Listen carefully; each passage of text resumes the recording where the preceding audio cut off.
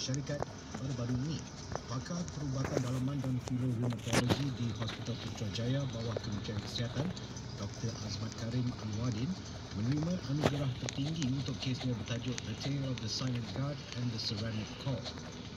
Lawatan negara oleh Yang di-Pertuan Agong Sultan Ibrahim ke Arab Saudi bermula hari ini menjadi pemangkin kepada hubungan dua hala Malaysia Arab Saudi yang semakin kukuh.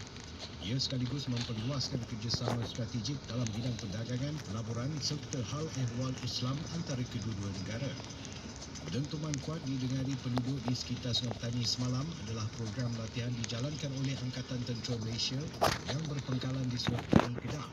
Ketua Polis Daerah Kuala Muda berkata bunyi dentuman sama akan berulang hari ini antara jam 10 pagi hingga 12 tengah hari ketika latihan ATM dijalankan.